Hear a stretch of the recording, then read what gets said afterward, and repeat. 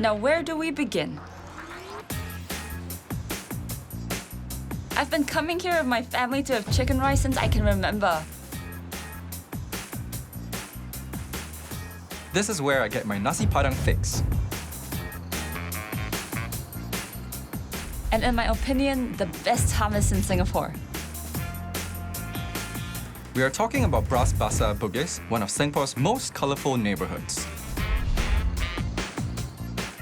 There's the Chinese one right there, the European one here, the Bugis Kampong. Hey, and look, there's an Arab Kampong right there. It starts with a C. Anyway, early Arab traders made it their home. Just a stone's throw away is where a sultan decided to build his istana. Down the road, you'll find a Hainanese village. For the next few days, these streets will be our stomping ground. I'm Tiffany, he's Ken. We are illustrators, fitness trainers, and above all, foodies. I spent many years studying and teaching here. My dad ran a printing shop in one of the streets. We are deep diving into Bras Basah and Bugis' food history, or as we like to call it, BBB. Why? Because we are creating a foodie's map of the neighbourhood, researched, taste-tested, and drawn by yours truly. So I heard from some of the shop owners around the Arab Street area that Middle Eastern restaurants are a very new phenomenon. Actually, it's indeed a new phenomenon. It's only the last 20 years. Try some forgotten dishes. Looks like worms swimming in a pot. Hello! And uncover stories you won't find in travel guides. So Indian man carry the push cart selling every night, and his loyal customer is Anita Sarawak.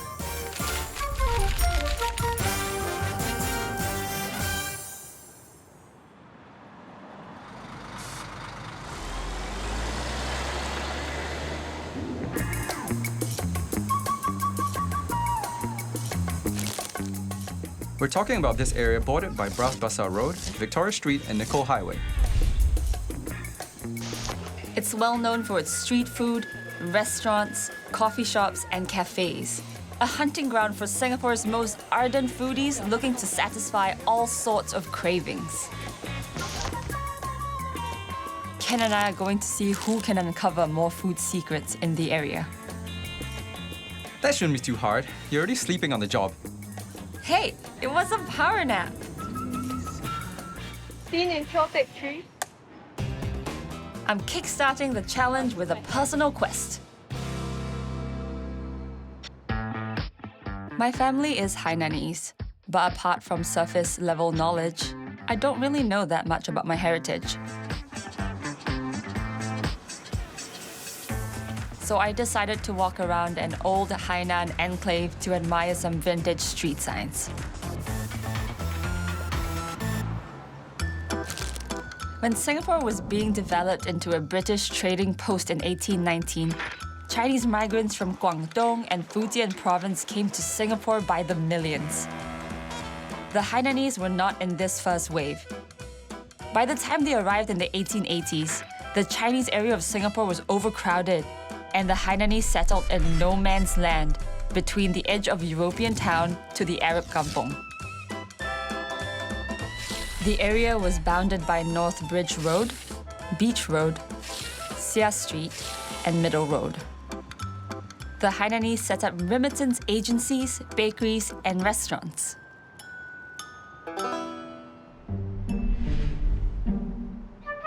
These signs, my dad used to make them, and I grew up over there. Across the street, that's where I hang out. Oh, nice. You must be JK? Yep. Are you here to show me around? Sure, please. Yeah? JK grew up on Cashin Street back in the 50s and loves food.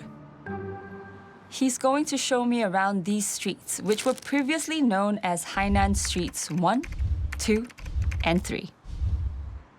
Our first stop, Nam Tong Li, a bakery that sold all sorts of traditional Hainanese pastries right in the middle of Purvis Street. We have this big ball, which is called Chin Toi in Cantonese. Chin Toi. Yeah, for weddings. It's very unique with Hainanese. You must have this size of a basketball. So a Now huge pastry Yes, size it's of a huge basketball. pastry ball. How does it fit in the oven? I think Huge that it's oven. all handmade, you know, Yeah. so they load it up. Everyone who lived and worked here, the Shanghainese tailor, the Cantonese nurse, Teochew Mui uncle, all spoke Hainanese. Next, we are at Mui Chin, a famous upmarket Hainanese restaurant located at the junction of North Bridge Road and Purvis Street. Mr. Lee Kuan Yew used to patronize, and a lot of film stars from Hong Kong, when they are here, when they want to try Hainanese food, they will patronize Oh, this wow. one. Yeah. So international, it's an international place to be. yes. Along the alleys of Bussorah Street and Purvis Street, there will be street hawkers. Oh, yes. Like these- Here, especially, Oh, has nice. two unique stalls. Yeah. One selling beef noodle, which is quite common nowadays, but hers is unique in the sense that she has got peanuts on top.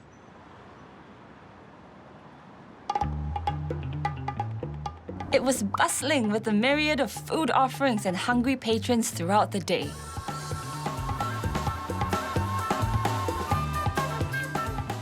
This is where at night this Hainanese gentleman will sell his porridge. I will bring my egg.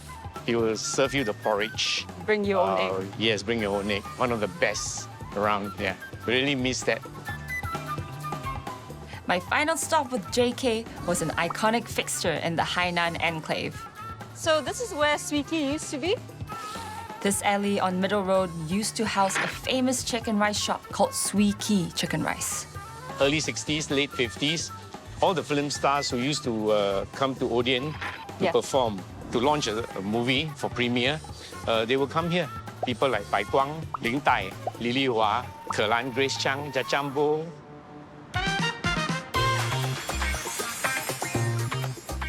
Eating chicken rice next to your favorite movie star? I don't think I'll be able to keep my cool. Thanks to JK, I've learned so much about this Hainan village. I wonder what Ken is up to. Less than a mile from the Hainanese enclave, the vibe was completely different. There was a grand bazaar that would take place outside Sultan Mosque every year during the festive Ramadan period. While Tiff was on her food tour, I've also engaged my very own guide. I was born here. I'm now 65. I left this place when I'm 26. Get married. time ago, yes. Yeah, I never married here. No doubt this is my kampong. You will get surprised if I tell you because I got 18 siblings. Wow, 18? One mother, one father. Wow. So how many sisters, how many brothers? Auntie Ani, ex-Bussorah Street resident, her parents ran a stall selling craze and all sort of food during the bazaar.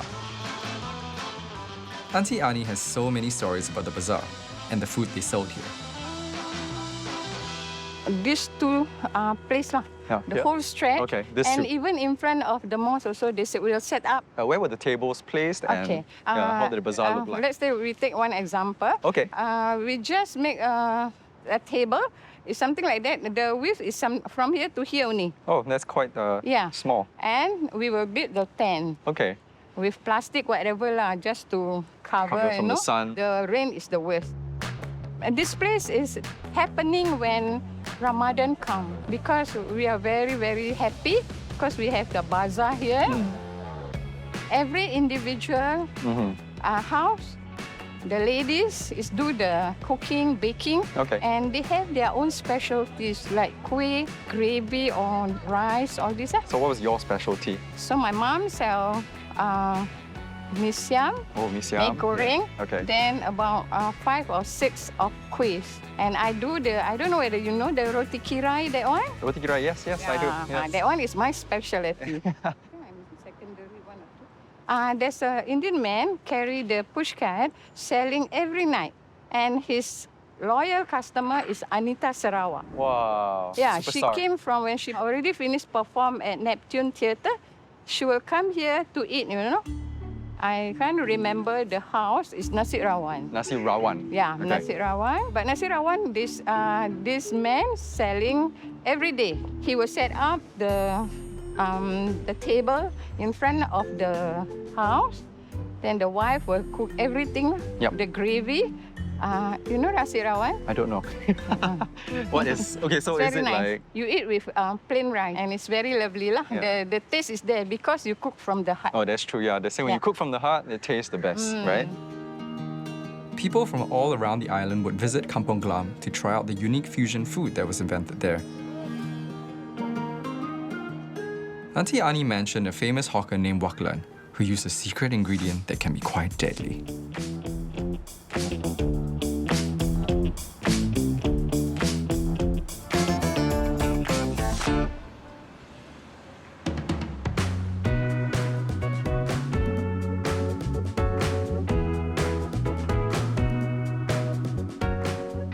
Hey Tiff, do you know what this is?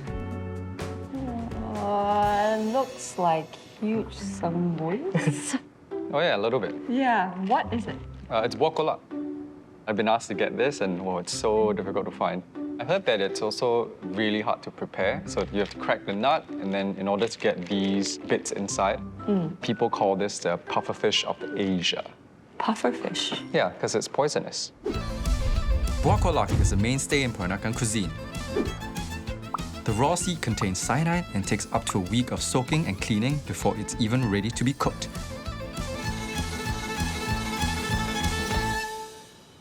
I can say it's very strong. Ooh, I love the smell. It smells kind of fragrant and yet pungent at the same time. Yeah, right, that's it. It's very strange. Pungent smell. It's also very black. Hey, stop playing with the ingredients. Sorry. Okay, gotta go. All right.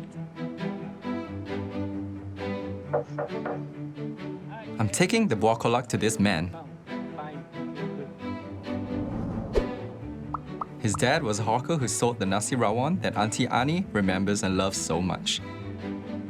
Incidentally, he will also be whipping up his dad's famous dish for me. Nasi rawon, my father used to sell at the back lane of Arab Street here. Oh, okay. Somewhere here. Yeah. Behind the Zamzam restaurant. Oh, so it's like, yeah, just from your house, it's so nearby. he will push the trolley from here this way, Oh. and come out here, then go into the back lane.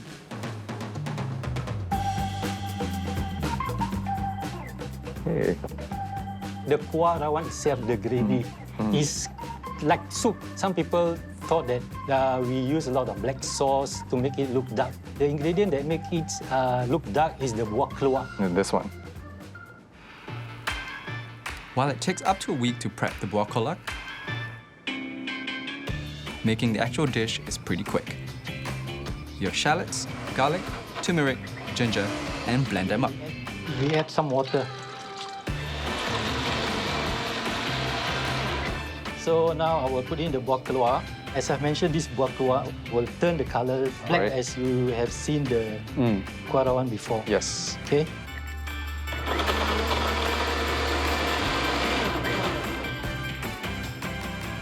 Next, it's time to heat up the rawon spice blend and stir until the mixture is fragrant. Okay, looks like the kuali is hot enough. My father, he normally wakes up at 4 a.m. in the morning. Then my mom will wake up later. Then she will start to fry all the side dishes. And even more aromatics to bring this dish to Flavor Town. Then I'm going to add in. Okay, so which I'll one? throw in this one. Okay. Okay. And this daun salam and daun limau. So just stir it a bit. Okay. To get the aroma. Okay, now we're going to add some water before we put in the meat. Yeah, it's not so thick anymore. Yeah, definitely the bokolak, you can smell it. It's quite strong. We just use the beef trimming and the cheek. Oh, the cheek. Yeah. Okay. Yeah, can I try stirring as well? Of course you can. Okay, this smells really, really amazing. I wish you guys could smell it, because all the spices, the bokolak, it's coming together.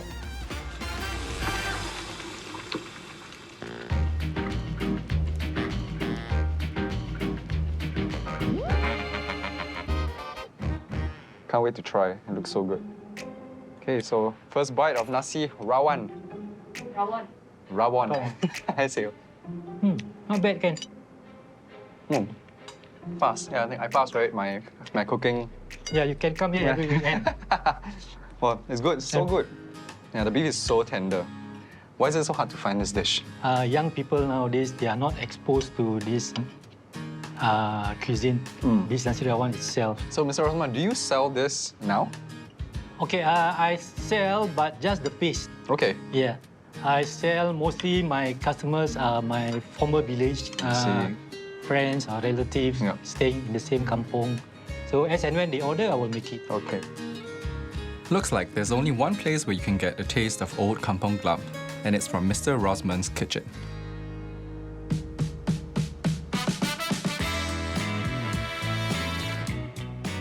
Oh, toda. Cute.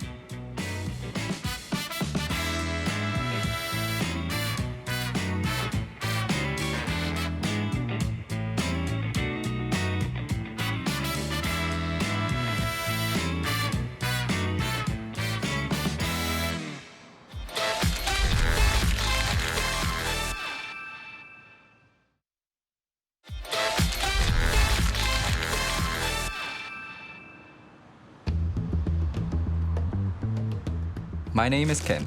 And I'm Tiffany. We are illustrators and fitness trainers who are on a quest to uncover Bras Basah and Bugis' untold food stories. So far, we've both had a walking tour of two vastly different enclaves in Bras Basah and Bugis. And I've even managed to get a taste of old Kampong Glam. Beat that, Tiff.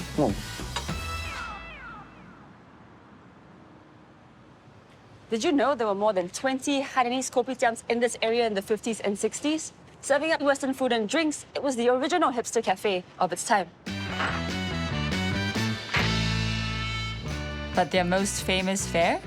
Hainanese chicken rice.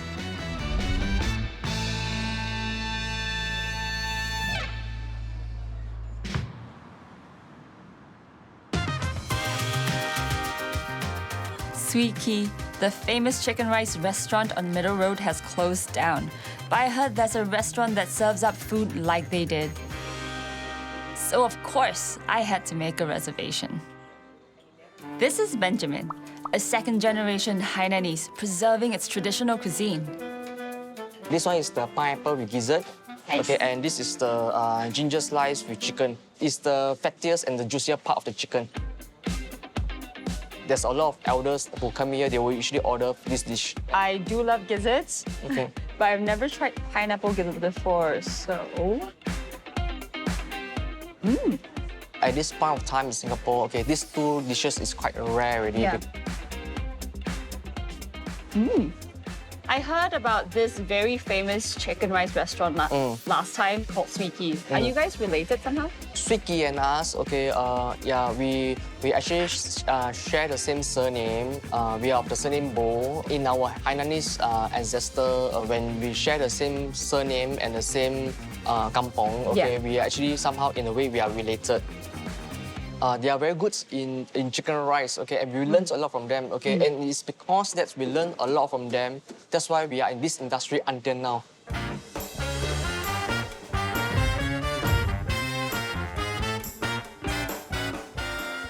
So Ben, why do you think these dishes are not as popular as chicken rice?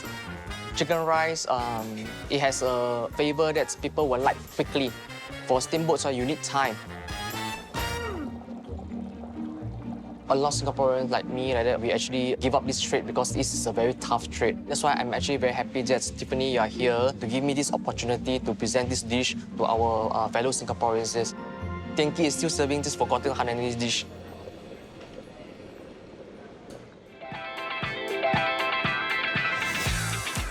After eating a hearty Hainanese meal, I found myself succumbing to a food coma.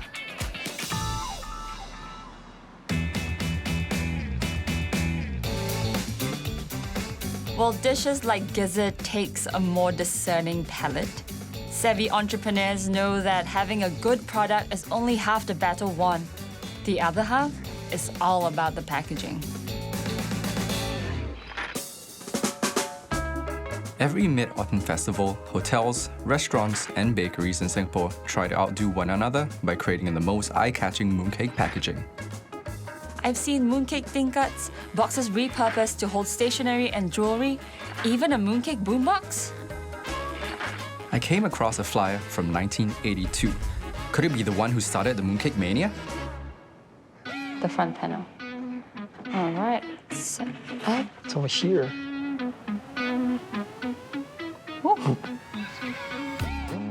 So my parents told me that along Victoria Street and Middle Road at this cross junction, there used to be this well-known hotel called the Empress Hotel. So let's see the Empress Hotel. Extras. Perfect. Empress Hotel opened its doors in the 1930s. It was a 4-story tall, 5-star hotel. Countless couples held their wedding dinners in this restaurant and shouted "Yam Sing" from the stage. The hotel had a rooftop restaurant called Empress Restaurant. Mooncakes made there were known as the Queen of Mooncakes.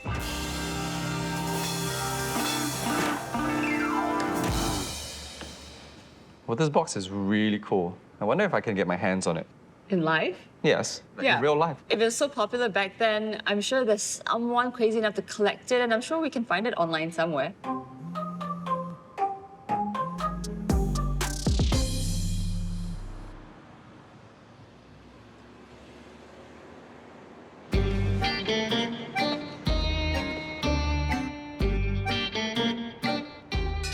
Hello! Is that too much?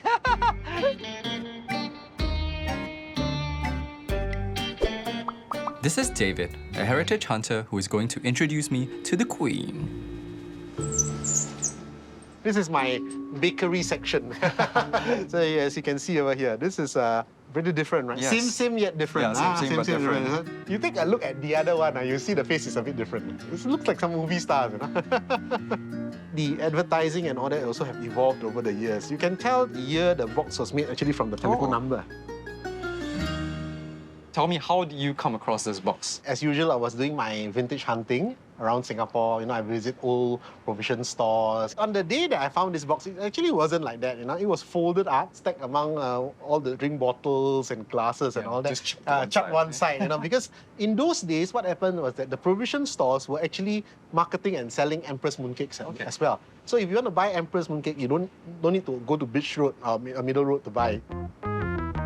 How do you feel when you found this box? Oh, I was definitely very elated because, you know, when I was younger, my dad used to describe the advertisement that was placed in front of Empress Hotel, the very first ever restaurant in a hotel to create mooncakes. Of course, today it's a very common concept. Yes, you know, you see everywhere. it everywhere. Everyone is selling mooncakes. But back in those days, it was this was one of the to-go-to place. Okay, so nowadays with all the mooncakes, you know, with their fancy designs, you know, the boxes with the pull-outs and, you know, the intricate designs. Tipton carrier kind of mooncakes and all that, right? Yeah, so tell me more about the design. You know, this was the original, like, fancy design back in the day, right? Right, correct. Well, it was very simple, a normal hardboard boxes. The idea was to attract customers with bright and auspicious colors like red. And the lady could have resembled the moon goddess CHANG, whose legend is celebrated during the festival. Why do you think people like Empress mooncakes so much? I think it was the quality of the mooncake back in those days. And the variety of mooncakes that they had was quite a bit back then as well. Aside from the traditional lotus flavor, they had 23 other flavors ranging from red bean to Yunnan ham. So, where did the Queen of Mooncakes go? It was established in the 1940s, and their heydays were probably between the 1960s and 80s. So have you ever tried the mooncakes? No, didn't have the chance to try the mooncake because the restaurant was demolished when I was very young.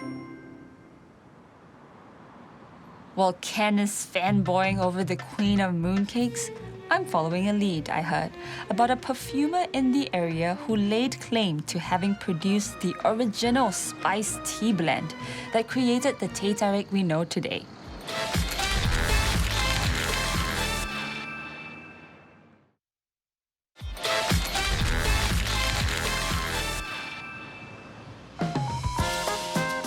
Drawing, fitness, food, dogs. Those are the 4 main activities of our day-to-day life. But lately, we've added one more thing to our routine, uncovering the obscure, lesser-known side of Bras Basah and Bugis through its food.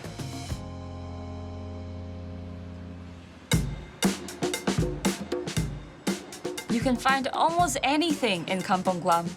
Carpet shops, lamps, textiles, perfumes, tea.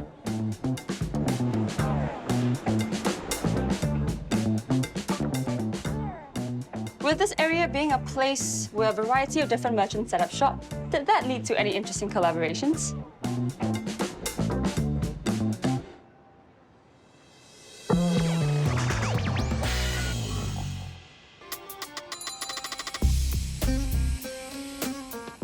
This is Samir.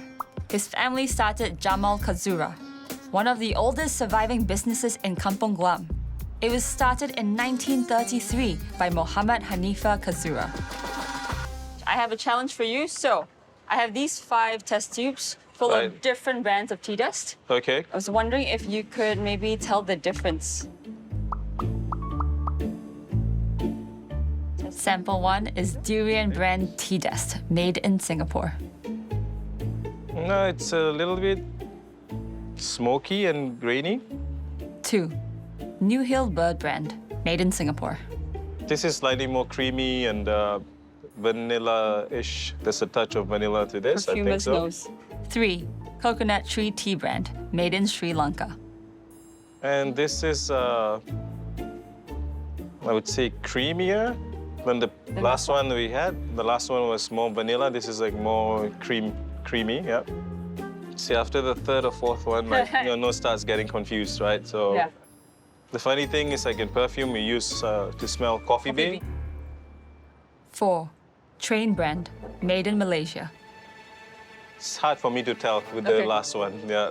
Oh, it's milder. Finally, 3 Roses brand, made in India.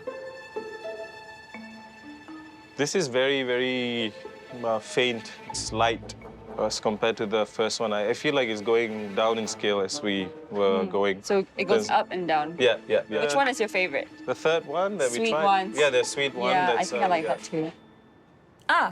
Both our favorites are a local tea brand that has its origins in Kampong Glam.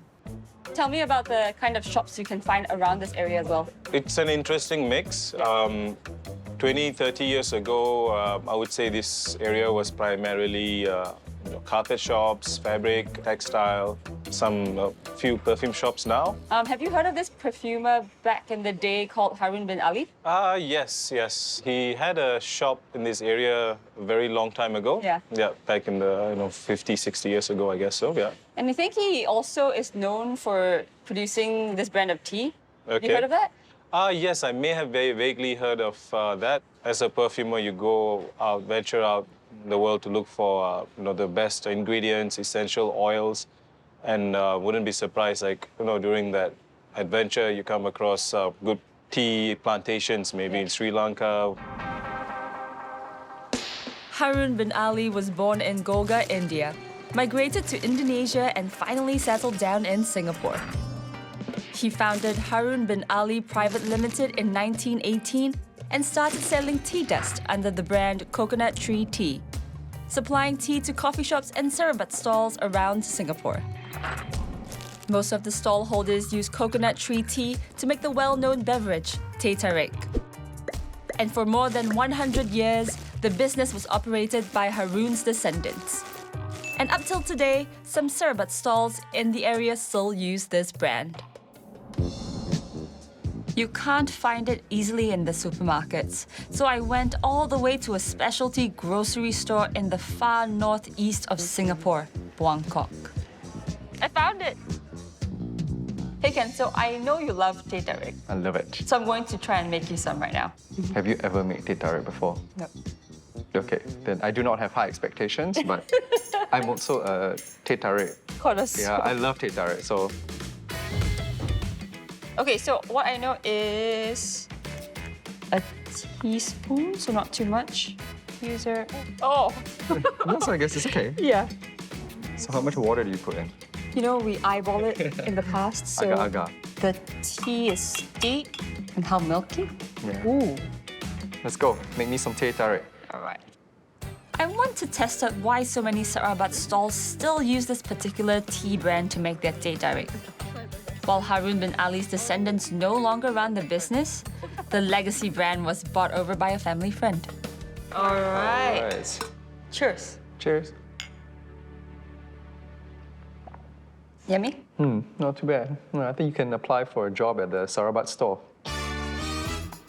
Anyway, so today what I used for this tea is this coconut tree tea brand. And I actually found the new owners of this nice. brand. And I scheduled a call so we can talk to them right now. Okay, let's go. You ready? Yeah. Hi Othman, hi Rosali. So I've heard so much about this coconut tree tea brand and I want to know everything. Sadly to say this, not much is known about this coconut tree brand. His only son, Mr. Sibli, who took over the business.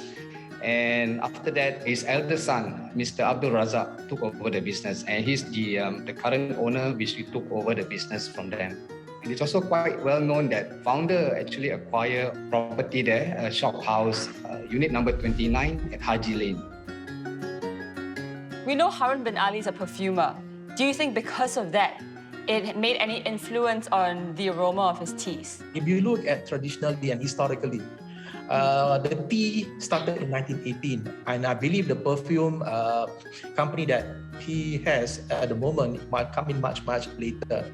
What's so special about the coconut tree tea that makes you, the both of you, want to acquire this company? This coconut tree brand doesn't have the proper coverage that it deserves. This tea brand is very popular with the Merdeka generation, the Pioneer generation. We wanted to reintroduce the coconut tree brand, not only within the older generation, but also the younger generation as well. We've all become coffee snobs. It's quite trendy to do so. We analyze beans, their roast intensity, flavor profiles, and origins. Why aren't we doing the same for tea?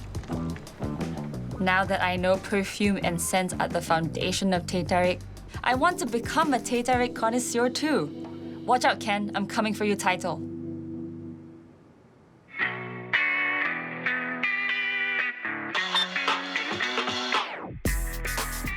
As an artist, food has a special place in my heart. I find that it's something that evokes a sense of nostalgia and happiness. So I try to incorporate food that I love into my illustrations as much as I can.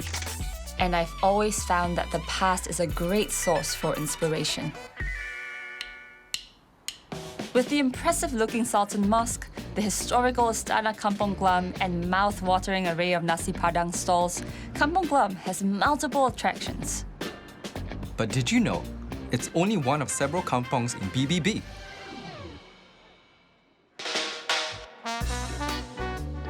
We're hitting the library's rare materials collection to give us some insights as to how Bras Basah and Bugis became a cultural melting pot. Pre-1819, Kampong Glam was all swampy jungles and wooden sheds. Most of the residents were Bugis. Life there revolved around fishing and farming glam trees to use as planks for fishing boats. After the British East India Company leased Singapore from the Sultan of Johor to build a port, a large influx of migrants transformed Kampong Glam. Singapore's very first master plan, aka the Jackson Plan, shows us how this area was divided into mini kampongs to home the new residents. There's the Chinese one right there, the European one here, the Bugis kampong. Hey, and look, there's an Arab kampong right there. It starts with Tiny one. Up next, I'm digging into some authentic Middle Eastern fare, which has been a mainstay in the area for a long time, right?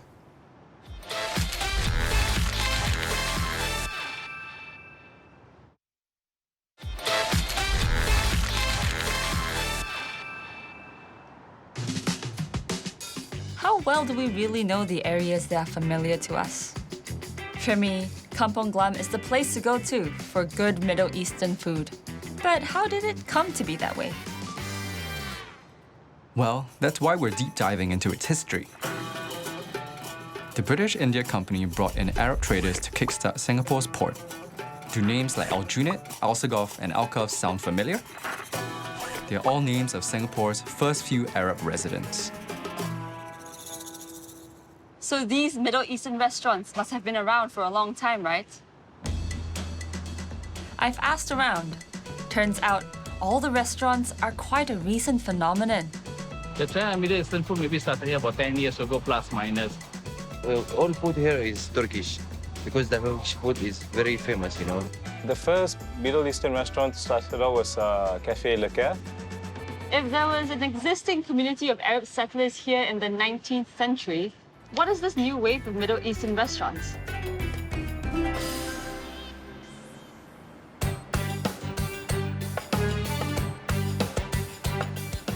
I found Cafe Le Caire, which is a French name for Cairo, Egypt, but it's been replaced by a language school. So I got in touch with the cafe's owner.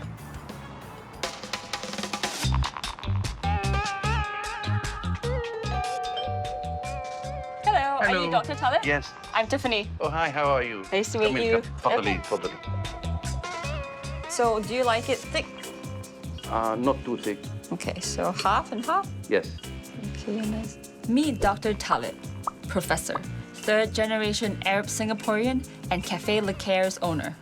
It closed in March 2015 after restaurants were no longer allowed to serve shisha. So I heard from some of the shop owners around the Arab Street area that Middle Eastern restaurants are a very new phenomenon. Actually, it's indeed a new phenomenon. Yeah. It's only the last 20 years. It started when I opened Cafe Le Caire in 2001. And the real boom happened in 2005. What the Hadrami community eat is not necessarily what's being served in the restaurants now, because what's being served is mainstream Arabic food. Why don't we get up and I'll show you some of the things that we used to eat. Okay. First, Dr. Talib whips up a dish called bor beruba. Which is basically yogurt with bread. Bor beruba. No, again. The name of this dish is bor beruba. How was the pronunciation, Dr. Talib?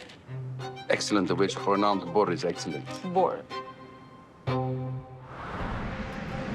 Most of the early Arab settlers in Singapore came from Hadramaut, a region comprising eastern Yemen, parts of western Oman, and Saudi Arabia.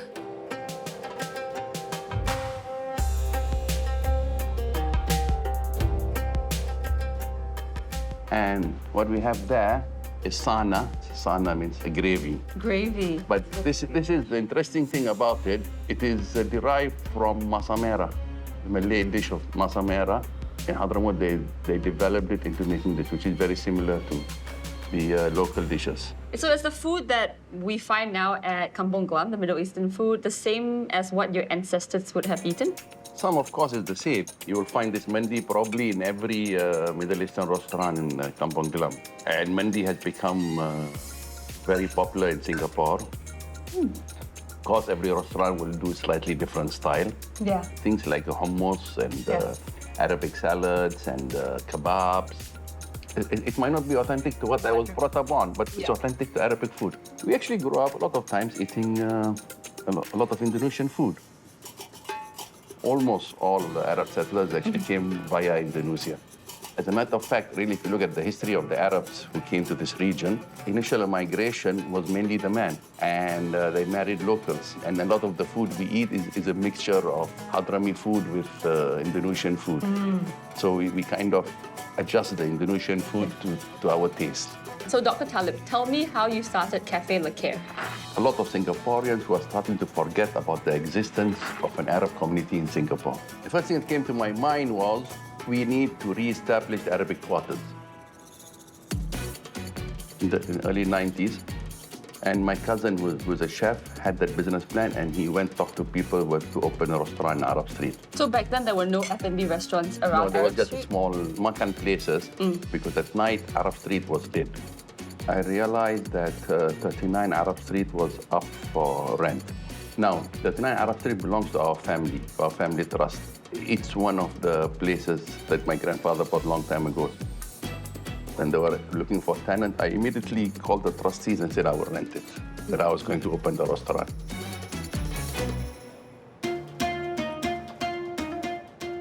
The main reason I opened it was to tell all of Singapore there is an Arab community in Singapore. The Arab community need to have a place where they can mingle with each other.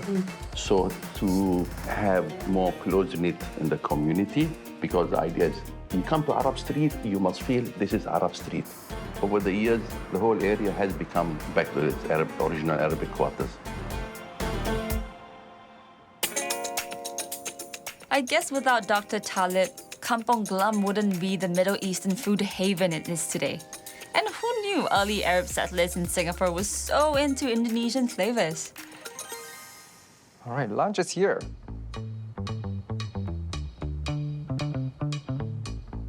So if I were to ask you this question, okay, would you prefer hawker food or fancy food? Trick question. Yeah, depends on the mood, I guess. But hawker's always an easy go-to, you know? Did you know that in Bras Basah, they had the most famous street hawkers? Until the late 70s, the streets of Bras Basah and Bugis were lined with street hawkers selling all sorts of local favorites.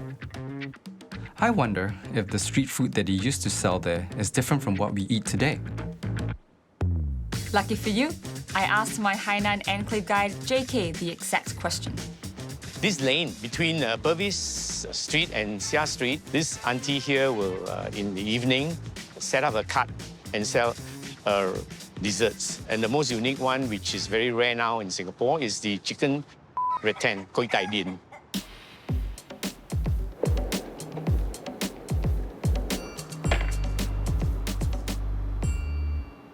Chicken bake? Rattan. No. Sound close, but it also sounds quite interesting. Heard before, but I don't know here got any famous one. I don't think so. 其实是一个海南文化的一个美食啦。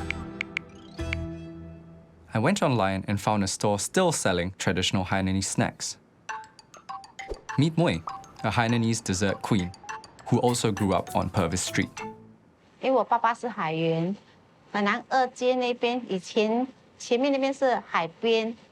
所以航海的人多数因为靠近海边，他们航海的人就在那边下船了，所以我们的屋子都是在那边的。So who taught you how to make all these Hainanese dishes? 这个就是从小妈妈在做，我们在旁边看咯，这样学就会了。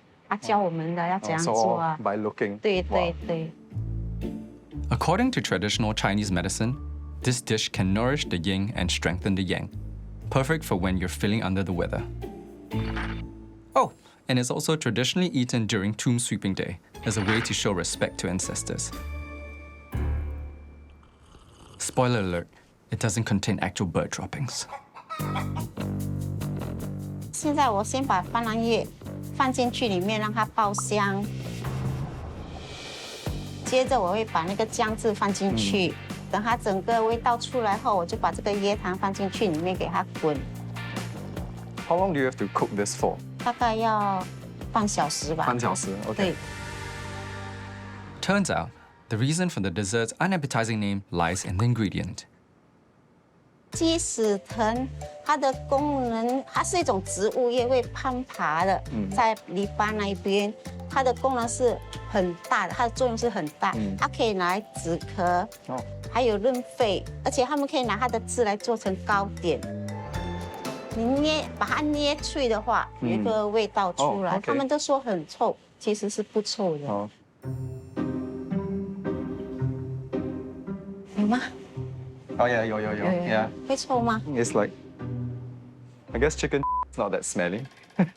用在这个掌心，在掌心这一边，就是用手这样揉它。Okay. 其实海南人是蛮多那个美味佳肴的，是一般上我们所知道就是海南鸡饭啊、海南泡粥啊、海南羊肉汤啊，牛肉也是海南人的，还有一个是海南的凉粉，那个我看是现在是很少人卖了，还有这个鸡屎藤，市场上应该是没有多少人要做这一道了，如果有的话就是只有我们而已。Looks like worms swimming in a pot.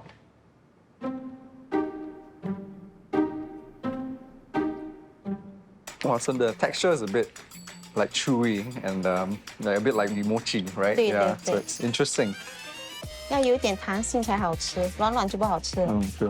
一些年轻人他不会品尝这一个，他觉得听到那个名字他就觉得很臭了，他就不想再尝试了。 Yeah. Hey, I'll be your ambassador. So all the young kids can make sure come and try this. This is pretty awesome, I must say. 可以，很好， Pretty 谢 pretty 谢。 awesome.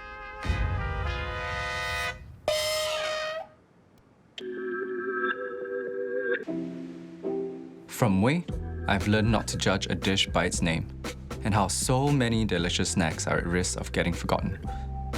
I'm putting chicken Rattan back on the map.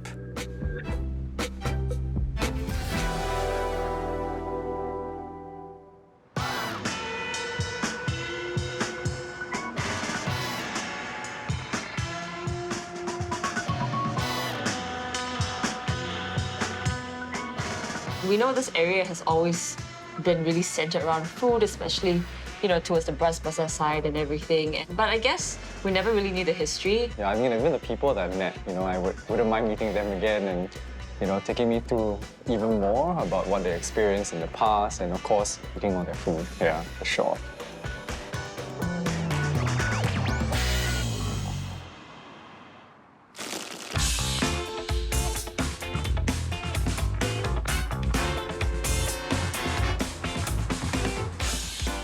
The streets we walk through every day to go to school, get to work, hang out with our friends.